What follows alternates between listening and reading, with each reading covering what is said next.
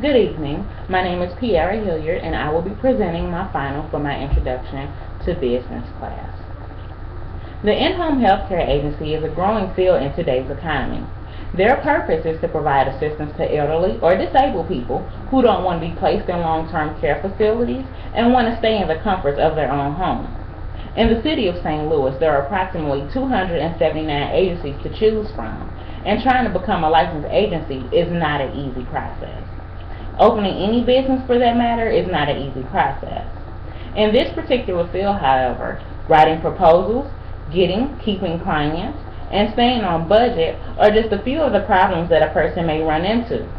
Proper planning, organization, having a set budget, and staying focused are some of the key factors in being successful in the home health care field. Now, this may seem like common knowledge to someone who has had a class in entrepreneurship or two, but to a person who hasn't had much schooling and just has the dream to make a difference in the life of another person, they may not always see the big picture. Something else that may not be common knowledge to the average person is getting into the different sectors of the home health care field. Getting into the public sector of the home health care field may be a little bit more difficult than getting into the private sector. There are more guidelines and regulations that you have to follow in order to get the government funding. After talking to different people, I have learned that this type of customer service can be rewarding in more ways than just the financial one.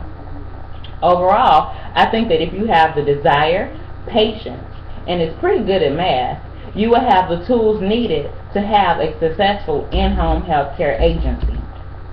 In 2004, after working for Cardinal Glennon Hospital for over 35 years, Felicia Mitchell was forced into early retirement. Not really ready to retire at this point, she had an idea to start her own business. Having little education and only healthcare experience, she came up with the idea to go into the home healthcare field. She figured that by having this business, it would mean financial security for herself and for her family. She assumed that because she was doing this for her family, that everyone will automatically just be on board. Although she had many years of experience in the field, she didn't realize the obstacles that she would have to overcome. Her plan was simple: get the clients, take good care of them, and the money would come rolling in. She knew financially that she didn't have what it takes to start a business, so she took out a small business loan, and on May 26, 2005, she went downtown, obtained a business license for her company, and Felicia's in-home health care business was officially open for business. Her initial plan was to go into the public sector.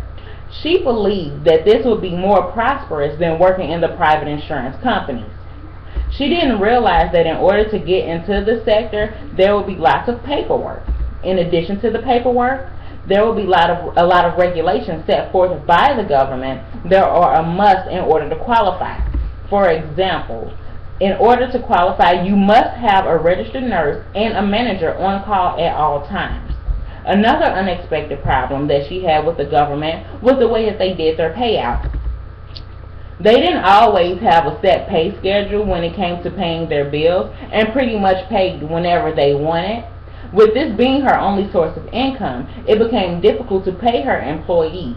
Oftentimes, she found herself having to pay them out of her own pocket, and in addition to these issues, another major issue that she had was the clients. She had worked with children for so long that she didn't realize what the difference would be in working with older, stronger, more strong-minded people. First, getting clients posed a problem. Getting people to trust a brand new company that no one had ever heard of was a problem. Having very little knowledge about technology, the technology that's used today, she did what advertising she knew to do. She posted flyers, handed out business cards, and basically used the word of mouth technique as her primary source of advertising.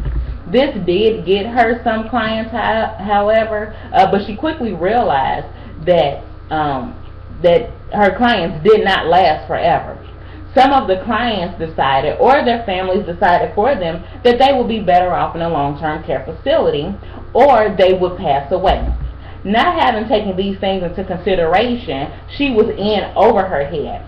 After years of trying to keep up with the demands of the government and not having a stable income, or not having a strong foundation, in addition to losing clients faster than they were coming in, she quickly realized she was in over her head and was ready to throw in the towel. While listening to Mrs. Mitchell's stories, I immediately came up with a list of solutions to the issues she was having. First, I asked her, had she come up with a set business plan for her company? Having a firm business plan in addition to the idea of your company will set you on the right path. When coming up with a business plan, has she done more researching and networking, it would have gave her a stronger plan. The more information you gather, the better off you will be. She hadn't really considered the importance of networking when coming up with her business plan.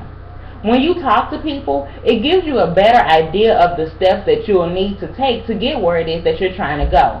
Networking is also a good way to build a support system for yourself. This is something that she needed, but she did not have. When she needed help with the advertising or just getting advice about what to do, she did all of this by herself for the most part. In addition to that, I believe that had she given herself a set timeline, things would have worked out a little bit better. Sometimes as entrepreneurs, we often rush our ideas without really considering every detail and every little thing that needs to take place. Everyone knows that time is money, but if you rush yourself, you can end up spending more money than if you had taken your time. Secondly, I asked her what her budget was for her company. When she went and took out the loan, she got a loan in the amount of $5,000, assuming that this would be enough to cover the cost of everything. Being that I am an aspiring entrepreneur myself, I know the importance of having a set budget, and it's a very important part of starting your own business. Adding up the cost for every little thing, the advertising, supplies, paying your workers, and just having a little bit of extra money to cover things like not being paid on time by the government should have been some things that she considered before taking out the loan. Estimating what it will cost to pay your workers, advertising, and making sure there's enough left over in case of emergencies would have been beneficial for her when she took out the loan. Another thing that should have been considered when coming up with her business plan should have been the clients. She should have took more time to study the demographics and the statistics patterns of the people that she wanted to work with. With dealing with older people, you have a lot to consider, a lot of different things. Their family, their health, and most important, their personality. Being that I deal with a lot of older people in my current field, I know that older people can be more difficult than younger people to work with. She knew that she wanted to help these people and that she wanted to make the time that they had left as comfortable as possible, but what she didn't factor in was them actually going away. When you're coming up with a business plan, you have to factor in the good and the bad. And Mrs. Mitchell didn't necessarily plan for the bad or all the negative things that could go wrong. Had she thought more about some of the negative issues that could have come up, she could have been better prepared to deal with them. Lastly, she had a set idea that if she stuck with patients that received government assistance, it would be more profitable to her than dealing with people who had private pay or who had actual insurance. When starting a business, I believe that you have to exploit every opportunity out there. Had she done this, she would have been able to see a more profitable income for her business. I believe that if Mrs. Mitchell takes some of these things into consideration, it may help her to expand her business. I recommend that she rebuild her foundation. If she get out there and talk to more established people, companies, to get ideas and advice from people who have been doing this for a while, it will really help her. In addition to that, I think that she should consider revamping her business plan and exploring the ideas of going to the private sector of the home health care field. There may be a lot of people who are getting assistance from the government, but there are just as many people out there who have their own private insurance, if not more. Being open to all sectors of this field will definitely open up the doors for more clients and more profits. Although she is already open for business, you can always make changes in the company's plan. With the world is a changing and growing place, and every day as entrepreneurs we must grow and change and adapt as well. I have learned that with many businesses it is important to be well prepared for all situations when they arise, whether good or bad. Thank you.